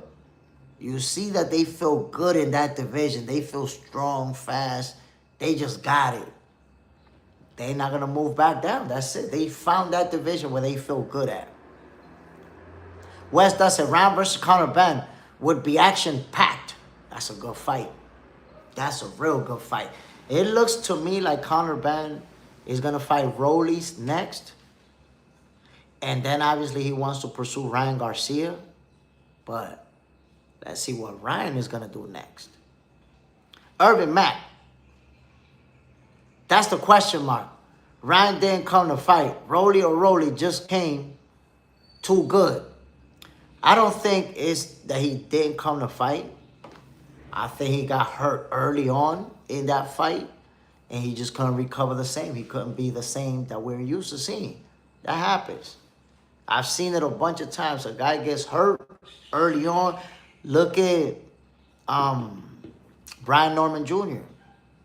when he got dropped by Devin. That's it. He couldn't be the same guy after that going forward. So it's not that Ryan Garcia wasn't the same. It's that he got clipped earlier. He couldn't be the same. He wanted to. He just couldn't. Cano Crush J. Smith. Why not Ortiz versus Saez and Josh Kelly versus Boots? And then Ortiz versus Boots if they most likely win. What's up? I mean, all those fights that you mentioned are possible. Those are all possible. But why not Boots versus Virgil next? And the winner fight whoever unified title between Kelly and Saez. So you have to understand, there's already been, back and forth between Virgil and Boots, that's been marinating since they was both at the welterweight division. People want to see that fight. So I don't mind them fighting somebody else to become champions and then fighting each other after. I don't have a problem with that. But if I could get what I want, they will be fighting next. I don't need that fight to marinate one bit at all.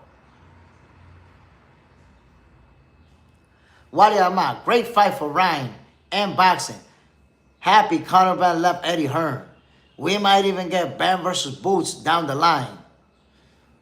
Benn versus Boots would have been easier to make if he stayed with Matchroom, bro.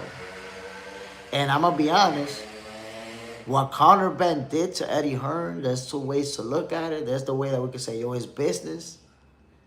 Promoters do fighters wrong all the time, so fighters could do that too. But he did Eddie Hearn dirty, bro.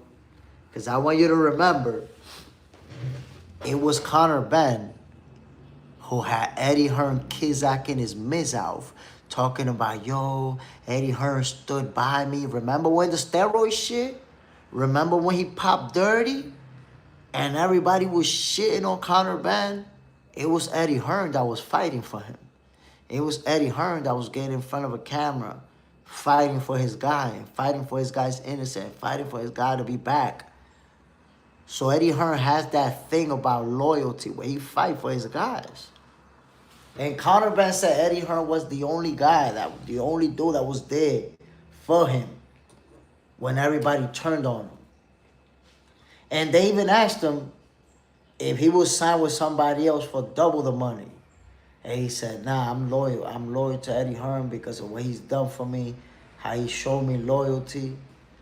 And then he does that shit. Did him dirty, bro. Conor Benn did Eddie Hearn dirty, my G. Wally Ahmad also, what's up, Jay? How's it going? Everything is good, family. Happy Monday to everybody tuning in, yo. Beautiful week starting today. John Parham, Kelly and Boots, a good scrap. I like that fight. And they spoke about it after Kelly won. But Kelly already looked like he don't want to fight Boots. Because he like, yeah, he don't got a champ. He don't got a title. So, you know, I would like Xander Sides because we could unify. So Kelly already used language that showed me he don't want to fight Boots. Irvin Mack. So you say he got shot? That's possible. The Hydro Grind. I want Boots versus Benn. The Eddie Hearn revenge. I mean, that's how Eddie Hearn get his revenge. But, because the thing is, Conor Benn, he signed a one-fight deal with Zuffa Boxing. What is he going to do after that, though? What is he going to do after that? Is he going to re-sign with Zuffa Boxing? Or is he going to call Eddie like, yo, I want to come back to Matchroom? Because I know Eddie Hearn, he's pissed about the way that Conor Benn did it on him. Shakur has, I heard you talking about Conor getting 15 on Zuffa. That's a great deal. It is. $15 million for one fight. It might be $15 million for 5 rollies. But it can backfire. You know how that deal can backfire? What if he get his ass whooped by rollies? Get his ass whooped. Zuffa says it's a one-fight deal. We're not bringing you back. We can't give you that type of money. You want to come back now for regular money. And now Eddie Hearn says, we don't want to sign you no more. We don't want to do business with you no more. So now Conor Benn gets stuck as a free agent and goes into inactivity, fighting people we don't know. So this move could be a really good one, but it can also backfire on him. Like, he better win. He better win in spectacular fashion to keep that money train going. Irvin Mack, Virgil versus Boots, very good fight. And that marinated enough. Because you know we've been waiting for that fight since they was at the welterweight division. I don't need it to marinate no more. I want him to fight next. Hopefully that situation gets settled in court and they make it happen. Shakur has never saw the stuck one like quicksand in boxing. Wes does it. Facts. Eddie took all the heat for Benn. Yo, Eddie Hearn was there for him. and posting about his guy and posting about his support for Conor Benn and posting about he was all in for Conor Benn. For Conor Benn to shit on him as soon as they offer him some money. That's crazy. No loyalty whatsoever. And Chris Eubank Jr. said it. He showed a picture of both of them and he was like a scumbag and another scumbag. Conor Benn did Eddie Hearn dirty, my people. That's real talk. Wally Ahmad, do you think Haney tries to get a revenge with Ryan to unify 147? I'd like to see it. And I'm going to say this. My expectations were that they were going to do the rematch up until Devin Haney started to say that. Now the ship sailed. He's not going to rematch Ryan Garcia because Ryan Garcia is not on VADA testing. Let's see. Let's see now that Ryan Garcia grabbed the title if Haney's going to want to unify and get that revenge all at once. Whoa, Cano Crush with the super chat vibes. My brother, you know this right here has never been about the money. But when you drop in on the super chat, you're showing your love for me. You're showing your appreciation for what I'm bringing to the sport of boxing. I appreciate you, my brother. No doubt. Underrated Will. Good morning, my G. Bam. Cano Crush. What's your opinion on Zuffa boxing? Listen, Zuffa boxing is good for boxing. So far, they already signed names. They already signed Conor Benn. They signed Jairo Pataya, Edwin De Los Santos, Rayo Valenzuela. Other young fighters are going to Zuffa boxing. So I think they're already making a splash. The fights have been very competitive. They're matching them up very evenly. So we're getting some good fights. Zuffa boxing is good for boxing, for sure. For sure. Wes Dustin. Oscar will scoop up Ben in a second. That could happen. That could happen because if he only end up doing that one fight with Zuffa boxing, it makes me wonder, will Eddie Hearn want to do business with him again after the way he did him dirty? Shakur, I saw Oscar out there training. Yo, listen, Oscar De La Hoya, he's a GOAT. People forget about that. They only think about fishnet Oscar De La Hoya. They don't think about GOAT Oscar De La Hoya. So whenever he throw them hands, he's going to look good. He's going to look sharp. Now, he does this all the time. It's just that he doesn't post as often about it. But I don't think if you follow Oscar De La Hoya on IG, I don't think a whole month will pass where you don't see him or hitting a bag or shadow boxing or doing something. That's part of what he does to stay in shape. His boxing drills that he does. Exercise. He does it as an exercise. So I don't think he's preparing to make a comeback. I think this is something that he always does. Obviously financially, De La Hoya is well off. Well off. So I don't think he's going to step in the ring and trade leather with anybody for a check when he's making real good money. Golden Boy is one of the main promotional companies out there, one of the biggest ones. Oscar De La Hoya, I don't see him fighting again at all. Shackle hands. Buzz said, give us some head movement, champ. The assassin. At this point, I made up my mind. One of them scared, and I think it's Boots. Oh, no, it's definitely not Boots. If you saw them facing off with each other in the ring, Virgil was scared to death, bro. Shook. John Parham, Superman. I was just watching NY Dad on YouTube. It looks bad. It looks bad, Yahweh. The assassin, screw it. If it happens, it happens. I don't care no more. Yo, that shit is in federal court right now. It might happen. It might still happen. But just remember, the assassin, the only reason this fight didn't happen, is not signed already, is because Virgil Ortiz decided that he wanted to become a free agent. If it wasn't because of that, that fight would have already been signed, sealed, and delivered. And it would be getting done by Golden Boy and Matchroom. They will both be doing the fight. But he's trying to become a free agent. And so Matchroom will do it alone. And that's what the holdup is about right now. Seafood.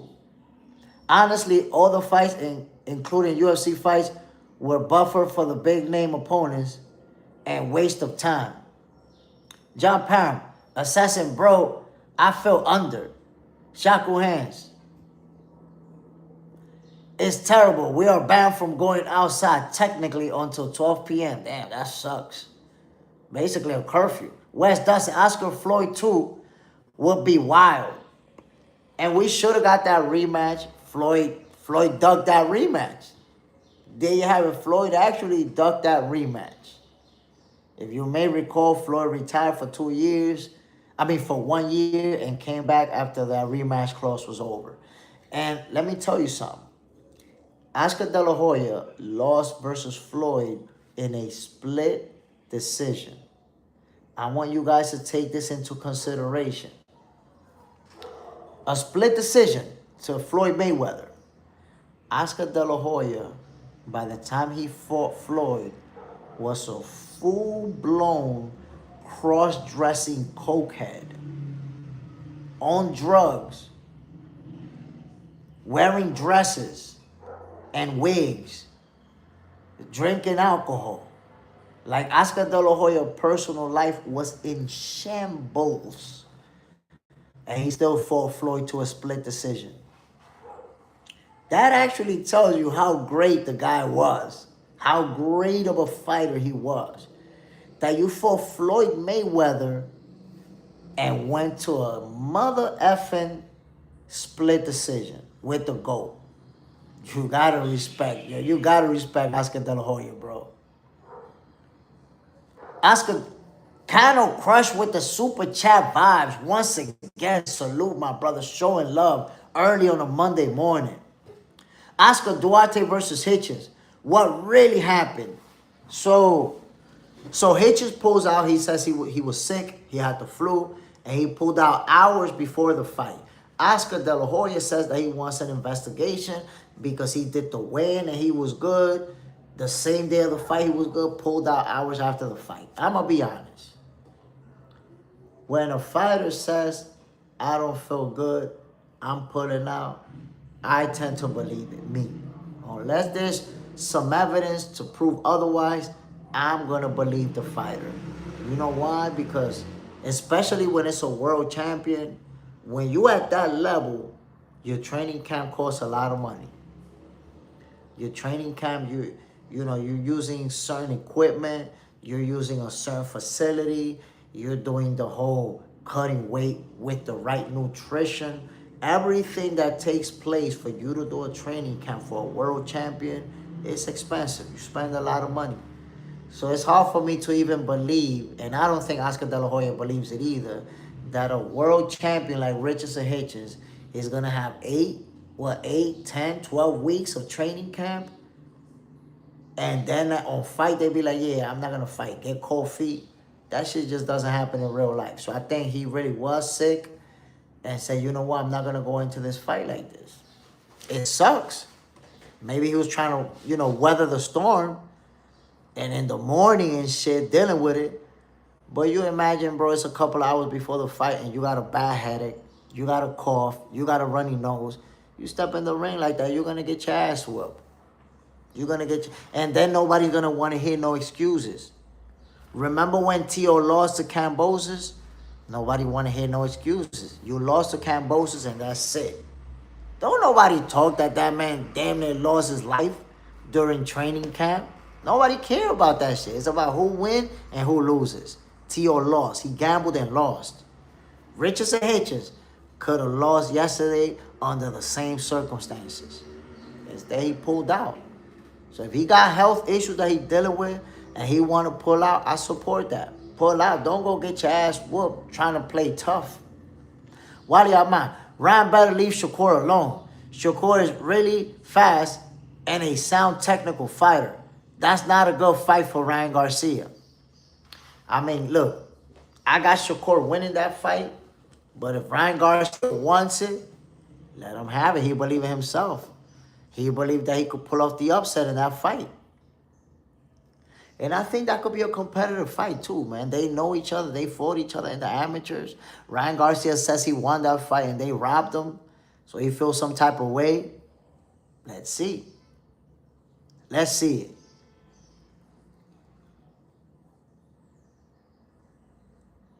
John Parham, kind of, in my opinion, nerves happen. Yeah, I don't believe that. I don't believe that at all. Like, I've never seen a case where a world championship caliber fighter pulled out of a fight that I felt like it was nerves. So I don't think this is going to be the first one. I just don't see that happening. Shakur hands. Yeah, man, Africa did some Holyfield stuff. Come on, man. Some Floyd Scorfield stuff. See, for you think David will get out of jail and face off against Haney? I mean, Tank Davis is not in jail, bro. He's not in jail. He's out on bail.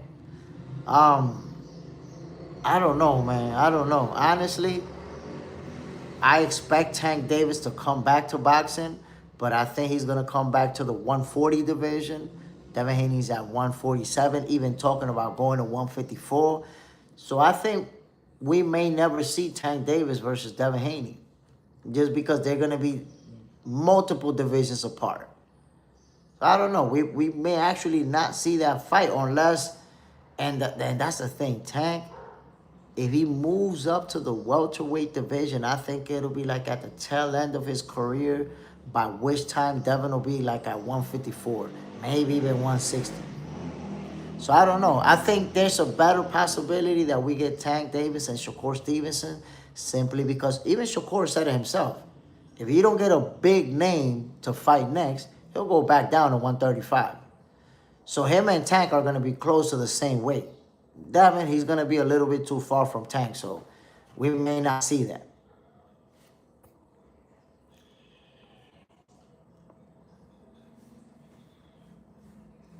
Jay just said that Jay Smith, leave Oscar alone. He looked good. 29 likes. Let's get more for Jay Smith. Man, my peoples. Almost over an hour and a half, almost 2 hours. Not even 30 likes. Man, people decided they're going to watch. They're going to ghost watch on Monday morning. The Assassin, Jay. How do you see that undercard? Frank Gore draw and Hitchens pulled out. I give it 4 out of 10. Hold on, because you forgot about Gary Antoine Russell. I'm giving that undercard a lot more than you, bro. I'm giving it 8 out of 10. You know why I'm giving it an 8 out of 10? Number one, Albright versus Frank Martin. I thought Frank Martin was going to knock him out, make him look easy. Albright gave him a heck of a fight. By the time the last bell rang, I honestly didn't know who was going to get their hand raised. And I thought it could have been a draw, and there you go, they gave it a draw. That's a good fight. I don't know why you would score it low, because the famous guy didn't get the knockout win. So, nah, that's a real good fight. And then take a look at Gary Antoine Russell versus Andy Hiraoka. I told people they was going to go to war. I told people, yo, these Japanese fighters with them undefeated records, they not padded records. They facing tough opponents. That guy's there to win. And Gary Antoine Russell, I said, would win in a tough fight. And once again, when that last bell rang, you were kind of like, damn, who won this fight? This was a good one. So we got two real competitive fights. A draw, and it was a dogfight between Gary Antoine Russell and Andy Hiraoka. Tough fight. And then the main event, you saw what Ryan Garcia did to Mario Barrios. I'm giving it 7 or 8 out of 10. John Parham. Mac, you in NY too? Man, I would not want to be in New York City right now, my peoples. Al, Gary Russell overhyped. Nah, I don't think so. Gary Antoine Russell, he a legitimate champion for a reason. A real good fighter. Top notch. He amongst the elite. He had a tough opponent in front of him. Because that's the thing. You're not going to wash everybody. And sometimes fans expect that. Okay, you the guy, so you got to wash everybody. And as soon as you don't wash somebody, oh, now you're a hype job. Oh, you didn't really... Nah, every opponent, you're not going to be able to dominate the same way. Jay said, Jay Smith, did you hear about the crazy shit happened in Mexico? Yes. Mancho got murked. The airport, things got crazy in the airport, all type of shit going on out there.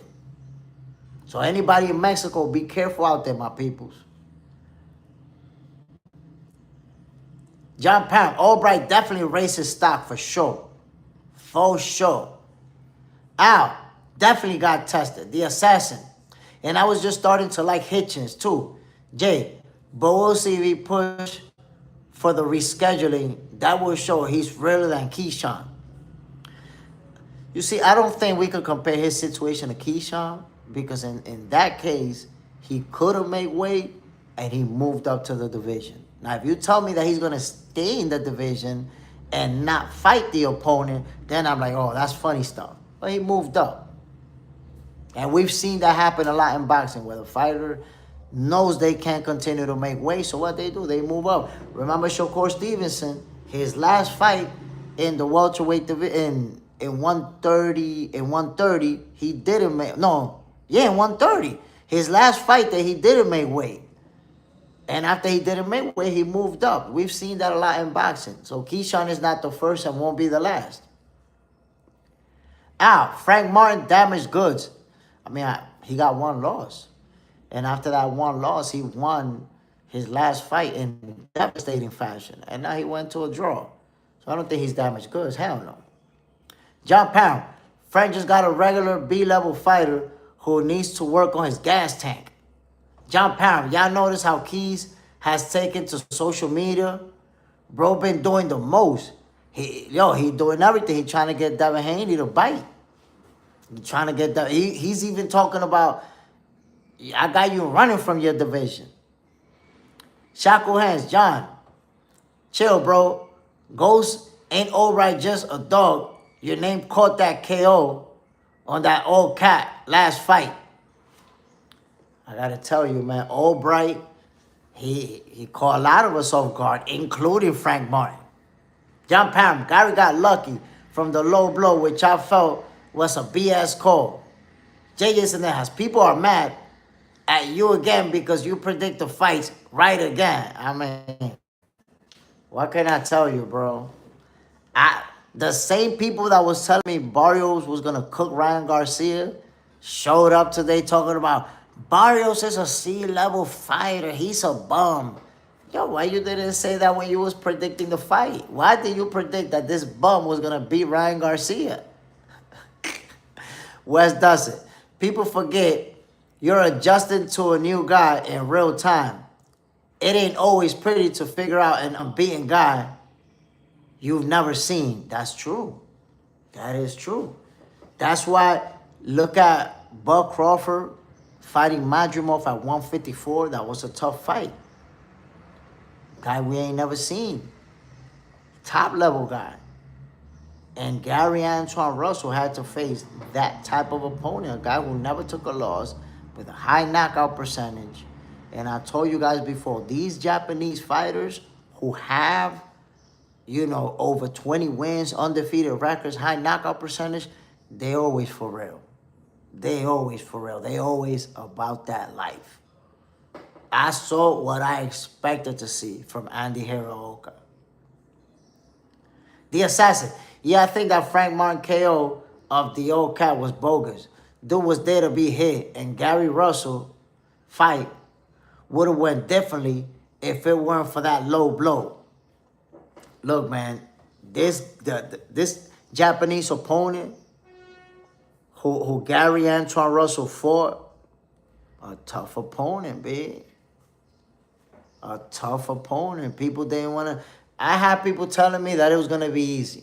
That it was going to be too easy for Gary Antoine Russell. I was like, yo, nah, man, it's not going to be too easy.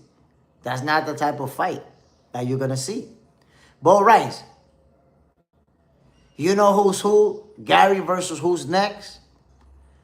I mean, look, the 140 division is stacked. Stacked. There's a lot of options. And a lot of different fighters I'd like to see with Gary Antoine Russell. He could fight Rollies. And that would be a heck of a fight. Styles make fights. That would be a heck of a fight. He could fight Shakur Stevenson. He could fight Tank Davis. He could fight Lamar Roach. He could fight Pitbull Cruz. So there's a lot of fight that Gary Antoine Russell could make in that division. Al, what does Clarissa do from here? I hear she's running out of opponents to fight at her weight class. I think Clarissa Shields is going to end up moving down a little bit to fight.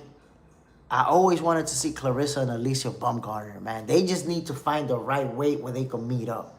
But Clarissa Shields and Alicia Baumgartner, that's a fight that I would really like to see, bro. Whoa, Cano Crush with the super chat vibes, my peoples. Cano Crush. Salute, my brother. Always appreciate it. What you got for me? Cano Crush. Benavidez versus Zurdo. Who actually wins? Or does David just run through Zurdo in the cruiserweight division? I'm going to tell you right now. My expectations are that David Benavidez is going to put the Swiss, the Dre, and the Apple Beats on Zurdo. Why? Zurdo just too slow. I seen him in his last couple of fights. Bam, bam, bam. You know, obviously, he's a very skilled fighter. He's technically savvy, but he's too slow for David Benavidez. Benavidez, you guys know, is a volume puncher. He's going to let 4, 5, 6 punches go right there in the blink of an eye. So I think that Zurdo, because of his speed and his slow movements, he's out there to get cooked. I see the Mexican monster just giving him the beating of a lifetime, bro. Now, David Benavidez says that he's going to fight Zurdo and go back down to 175 because he still want to fight Bivol and Beterbiev. I'm okay with that because I wanted to see him fight Zurdo and then go after Jai Opataya. And Benavidez said, don't worry, that happen. It's going to happen sooner or later. But he know that he's trying to get these two big dogs at 175. And I believe that's how he wants to do it. You know, he'll fight Bivol, Beterbiev, and move back up to fight Jai Opataya. Which, by the way, Jai Opataya represents some stiff competition, but I got David Benavidez beating him too. And I like Jai Opataya. I like his style of boxing, but nah, the Mexican monster's gonna get him when they do fight. The assassin, David might just get the KO. I think he might stop Zurdo, bro. It's hard to stop him. The usual, you know, when you have a Mexican fighter who's still young and strong, they be hard to stop, hard as hell to stop them. You know, they'll get beat up for 12 rounds, but they won't go down, bro.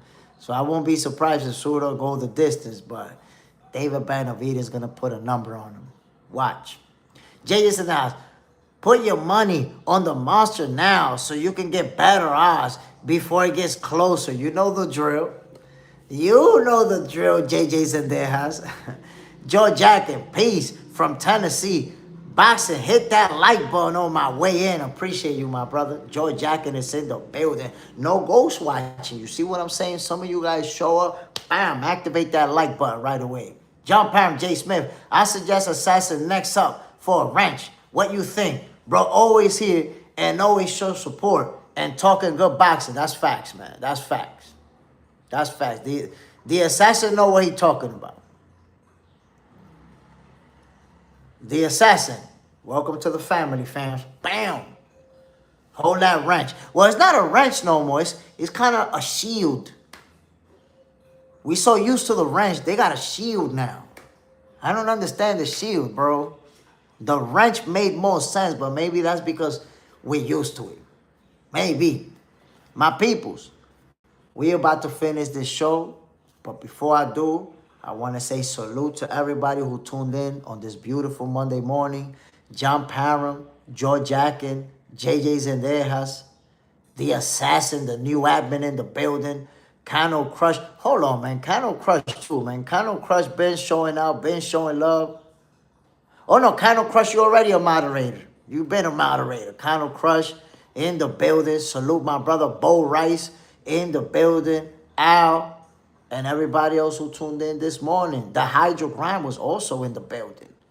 Everybody else, salute my peoples. Appreciate you guys tuning in. Y'all know what it is, man. We do this for the love of the sweet science. Boxing for breakfast is for you guys. That's why you should hit the like button, because it's for y'all. Tomorrow we're gonna go at it again, 6:30 a.m. Eastern time. Toy Mafia was in the building. I can't forget you, my brother. Before I get out of here, let me give you the word of the day. Let me give you this word of the day, my peoples. On this beautiful Monday morning, let me just tell you, never forget to take care of you. Take care of you, my peoples. Ain't nobody else gonna take care of you like you take care of you. Okay, so stop focusing on other people and what other people is doing. Stop focusing on who's doing good or who's doing bad or who's cooked, and start focusing on yourself. No matter where we at, no matter what we doing, we could be better. Be better. Always continue to be better at everything. If you could be a better father, if you could be a better son, if you could be a better employee, if you could be a better boss, whatever it is, my peoples, be better. Be you. That's my word of the day, y'all. You already know what it is, man. This was another episode of Boxing for Breakfast. I'm Jay Smith. I hope you enjoyed it. I'm getting the hell out of here. I gotta go make this money. I gotta go to work. I know you guys gotta make your money too. Salute to everybody, man. One love. Bam. I'm out of here. See y'all tomorrow.